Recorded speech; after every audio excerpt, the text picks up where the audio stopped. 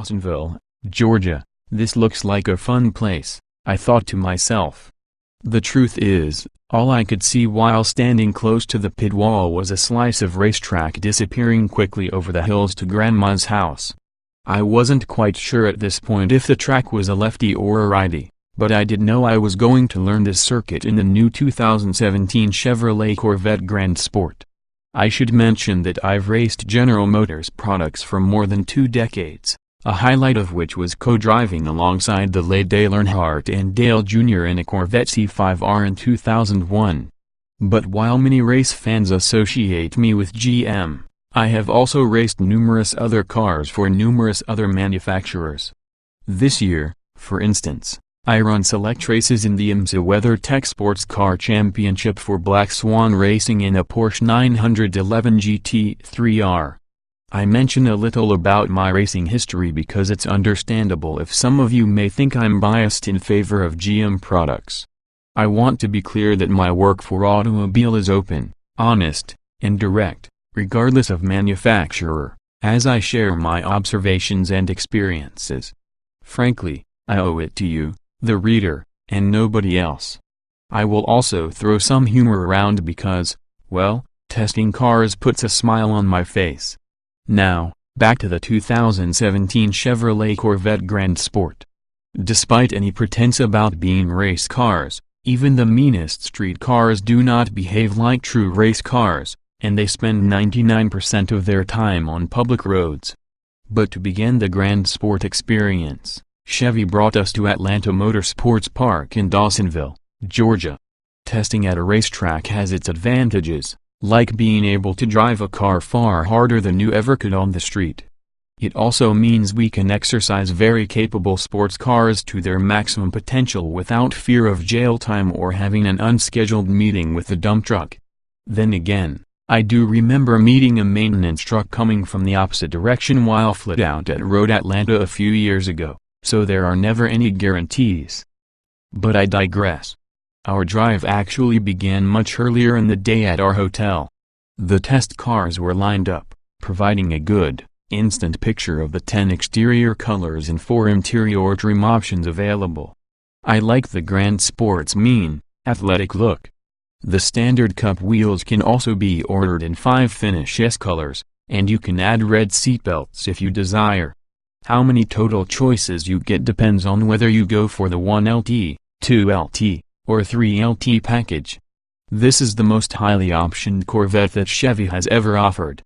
Interested early buyers can order a 3LT Grand Sport with a collector's edition option. Only 1,000 will be made. This includes tension blue accents inside and out, a tribute to the blue accent stripes on the original Corvette Grand Sports. Grand Sport heritage goes back to 1963 and Zora Orkus Duntov, when 5 Grand Sport race cars were built. As Corvette aficionados know, those 5 original versions are now coveted, priceless jewels. The latest Grand Sport Coupe's base price is $66,445, convertible $70,445. The wider, Corvette Z06 body on the car allows the massive 19 by 10 inch front and 20 by 12 inch rear wheels to fit. There are 2 tire choices to wrap around those wheels. Michelin Pilot Super Sport Run Flats are standard, and Super Grippy Pilot Cup 2s are offered as an option. Sizes for both sets of tires are P28530R19 front and P33525R20 rear. The term run flat tire used to send shivers down my spine, but those days are long gone.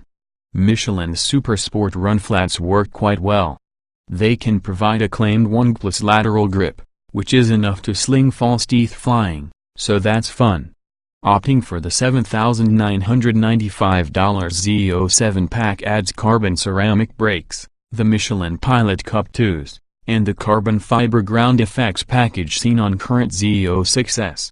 For the drive out to the track, I grabbed a manual transmission coupe with the 2LT trim package. Automatic transmission is a $1,725 option. I am not the largest person in the world at 5 feet 10 inches and 156 pounds, so bear this in mind as I talk about vehicle ergonomics. I found the Grand Sport seats supportive and far superior to earlier generation Corvette seats. However, I would like the seat base side bolsters to be taller. The sides of my legs ended up on top of them. I would go with the sport seat option as they also have larger, adjustable side bolsters that held me steady when cornering hard. The Grand Sport's suite covered steering wheel is a nice piece, while seat and steering wheel adjustment put me in exactly the driving position I needed, with clear gauge visibility. I sit relatively close to the steering wheel pedals and did notice my legs were quite close to the underside of the dash. I'm not sure if this could be an issue for some larger people if they also like to sit closer to the pedals. A minimalist at heart, I found too many buttons and switches on the wheel, but this seems to be what people want these days. I used all the infotainment switch push buttons on the way to the track with the help of my passenger, and everything worked as advertised, but I would be first in line for any option on any car that deletes everything but the climate control and a radio button. While I never do the whole phone syncing thing, we were parked near other people in Grand Sports before we left the hotel and picked up someone else's phone call in our car. It was not the first time I've seen this happen. On our way to the track, we encountered freeway and medium-speed winding country roads. I drove the car the way I believe the majority of owners will drive it, not like a madman. Road noise is average for a sports car with wide, low-profile tires, meaning we could carrying on a conversation at 70 miles per hour at normal inside voice levels. Heel-toe downshifting is not an issue, but I used the rev matching function most of the time. It worked well as long as I was decelerating but would occasionally miss the rev match a little if I downshifted in order to accelerate. The exhaust note inside the car is a low rumble when cruising and ready to play aggressive when you get on it. What's under the hood, then? The Grand Sport comes with the LT1 V8 rated at 460 horsepower and 465 lb-ft of torque. Chevy says the car will do 060 miles per hour in 3.6 seconds and the quarter mile in 11.8. I performed several stops and evasive maneuvers just to test stability and braking in possible real-world emergency situations. In full ABS engaged, evasive hard left-right complete stops. Stability was excellent. If you slam on these brakes, you better know what's behind you before they introduce themselves through your trunk, as this Corvette stops with the best. On-center steering is precise and not searching over pavement imperfections.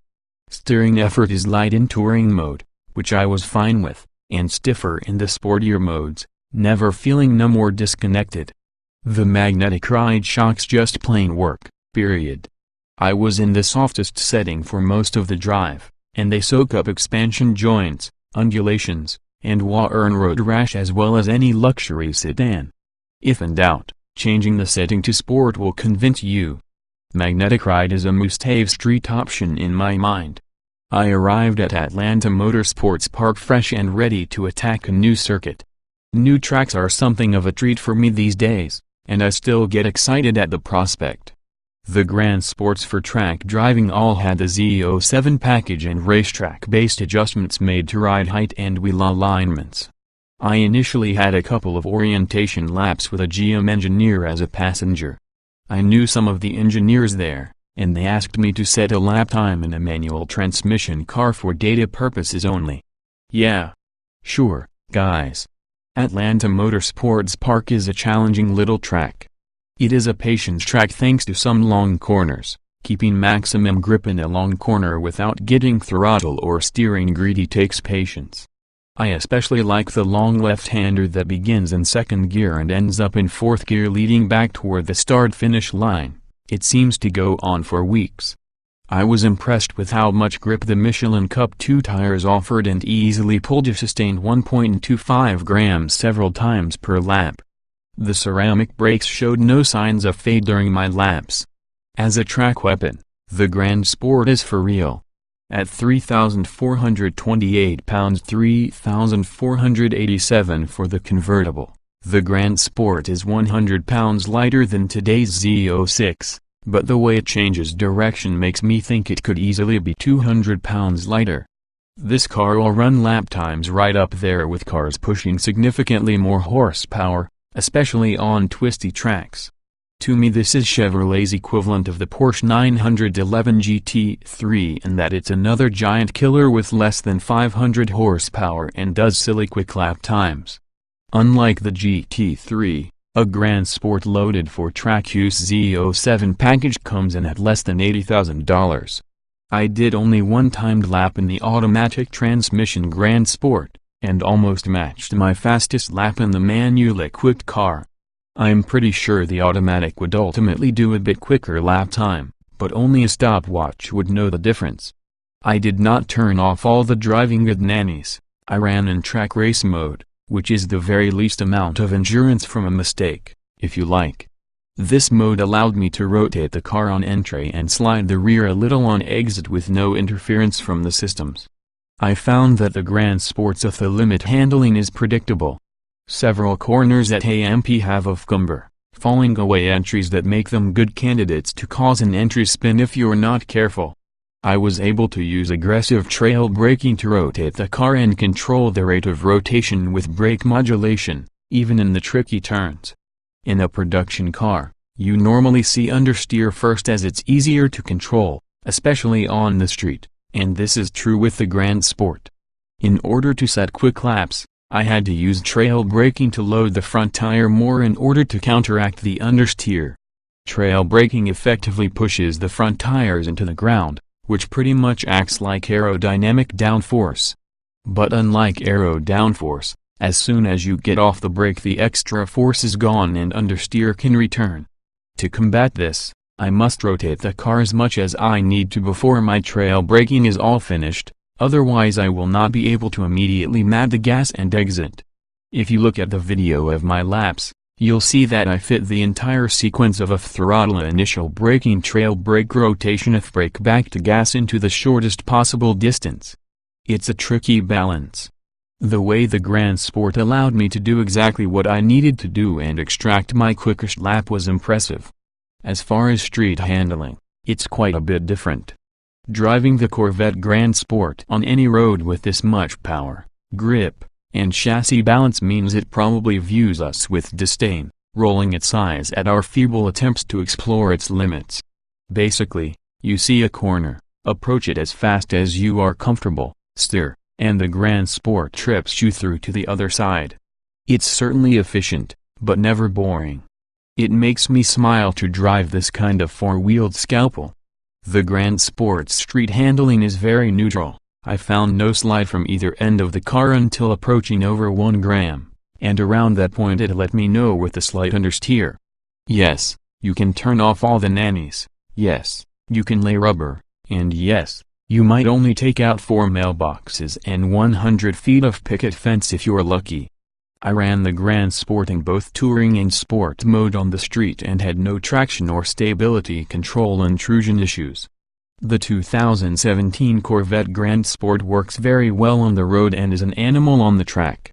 Corvette faithful will love this car, but I feel GM might be looking beyond that. Will it bring in new buyers?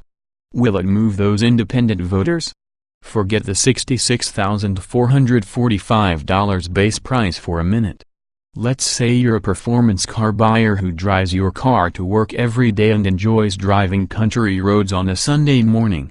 You might also run the occasional track day and quite like the idea of embarrassing friends who own cars costing 4 times as much. Plus, you want to be able to throw a couple of golf bags in the back every now and then. If you are indeed that person, the Grand Sport deserves a long look.